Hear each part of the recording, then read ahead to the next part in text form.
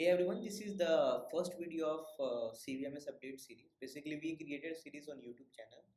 So we have a product called CVMS, Centralized Vulnerability Management System. What exactly it does? It's an automated pen testing tool, and the concept is this is not going to give you any false positive report, right?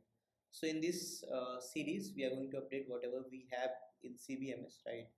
And possibly I'll be dropping an update by today, which is the demo video of CVMS. And if you want to look out about CVMS, what exactly it means, then you can visit cvms.viehgroup.com, right? So this is a website that we have created dedicated for the CVMS, right? All those blogs and all those things you can find on the same platform.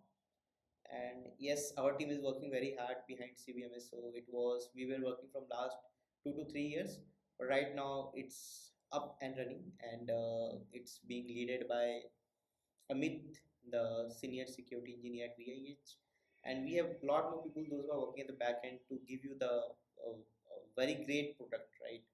So finally, we are up with CVMS. I would like to know your feedback.